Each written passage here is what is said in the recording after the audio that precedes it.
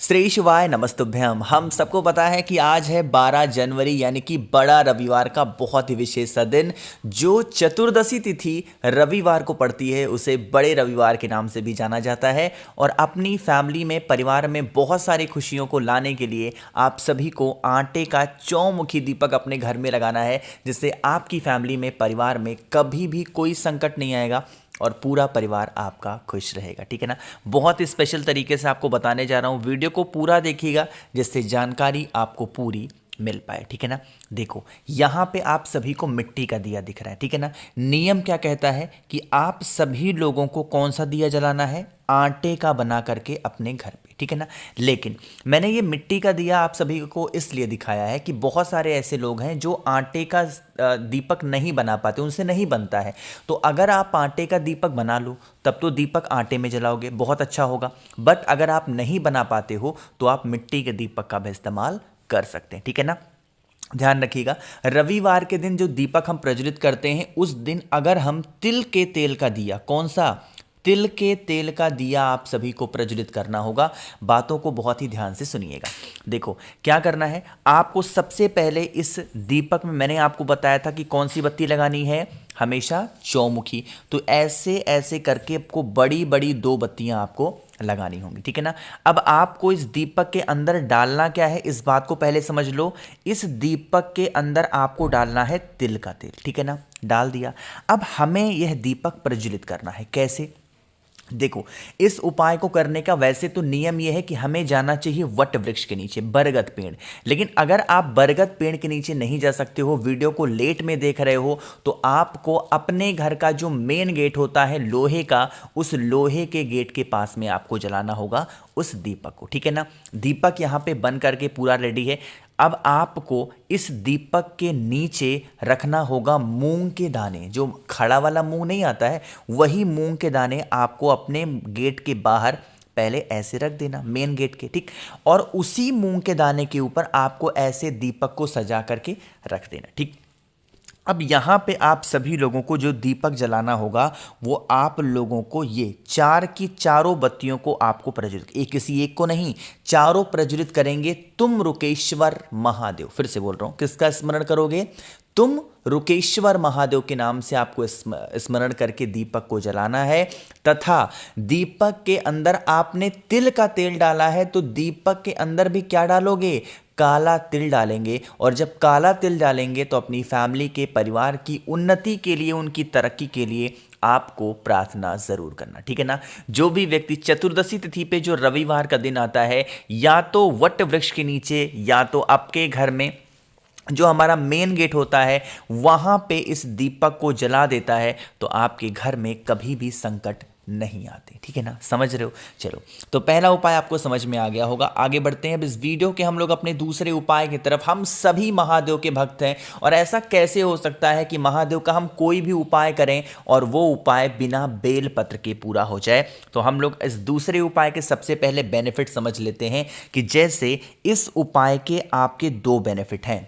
पहला तो आपके घर में अगर रोग बीमारी बहुत ज़्यादा है उसके लिए, और दूसरा अगर आप पे घर में किसी भी व्यक्ति को नज़र, टोने, टोटके, हाय बहुत ज़्यादा लगते हैं तो आप इस उपाय को करेंगे ना। देखो इसके लिए सबसे पहले हमें ज़रूरत पड़ती है बेलपत्र की। ठीक है ना। सिर्फ एक बेलपत्र। अब एक छोटी सी बात यहाँ पे समझा दूँ आपको 10 सेकंड में, ताकि आप समझ पाओ हर बातों को। देखो जैसे कुछ लोग कहते हैं भैया बेलपत्र हमें नहीं मिल पाता है, हम लोग क्या करें? देखो बेलपत्र जिस भी दिन मंदिर जाओ वहाँ से आप खरीद लो, या फिर महादेव के शिवलिंग के ऊपर से उठा लो, ढेर सारी उठा लो, और उसको एक छोटी सी पॉलिथिन में या किसी पैकेट में रख दो। रखने के बाद में उसको खुला मत छोड़ना, अच्छे से बांध करके और उसको फ्रिज में रख दो। जब आप फ्रिज में रखे रहोगे ना और बंधा रहेगा ना, वो कभी खराब नहीं होगा। समझ रहे हो ना। तो आपको फिर डेली डेली उसको इस्तेमाल कर सकते हो। अब डेली डेली खोजोगे तो कहाँ ही मिलने वाला है ना। तो आप एक बेलपत्र लेना। बेलपत्र के साथ में आप सभी को जरूरत पड़ेगी 1 चुटकी काला तिल। यहाँ पे गिनती वगैरह करने की जरूरत नहीं है, वैसे नियम कहता है कि हमें 31 काले तिल लेने चाहिए। कितने? 31, बट 1 चुटकी ले लेना, सफिशियंट है। उसके बाद में आपको क्या करना है, बेल पत्र का जो बड़ा वाला पत्ता आपको दिखाई देता है, इस बड़े वाले पत्ते के ऊपर जितने भी काले तिल आपने लिए हैं, चाहे 31 लिए हो, 51 लिए हो, जो भी लिया हो, उसको रख देना।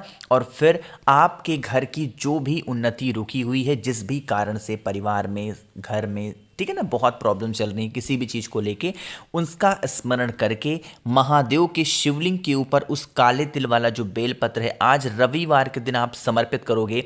यहाँ पर आप सभी को महादेव का एक नाम बोलना है। वो नाम यहाँ पर मैं लिख रहा हूँ, आप चाहो तो नोट भी कर सकते हो। क्या नाम लिखा है? अरे बताओ भाई, क्या लिखा है? श्रम्भेश्वर महादेव। फिर से बोल रहा हूँ, कौन से महादेव?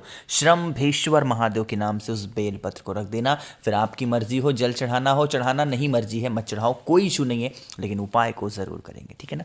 चलो, तो 2 उपाय समझ में आ गए होंगे आपको। आगे बढ़ते हैं अब इस वीडियो के हम लोग अपने तीसरे उपाय की तरफ, जो कि आप सभी को आज रविवार के दिन करना होगा। लेकिन कैसे करना है, क्या बेनिफिट है और कहां पे करना है, इसकी बातें करेंगे। जल्दी से कर दीजिए वीडियो को लाइक। जिसने अभी तक चैनल को सब्सक्राइब नहीं किया, मेरी आवाज़ आप पहली बार सुन रहे हैं, चैनल को ज़रूर सब्सक्राइब करेंगे, ठीक है ना।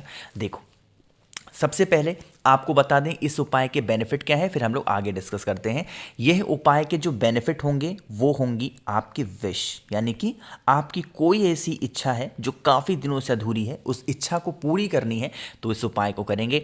इसके लिए हमें 2 से 3 चीज़ों की ज़रूरत पड़ेगी। सबसे पहले तो स्क्रीन पे क्या दिख रहा है, ये है लाल चंदन, ठीक है ना। तो आपको भी लेना है लाल चंदन। इसका पेस्ट वगैरह नहीं बनाना, अभी समझो। लाल चंदन ले लिया।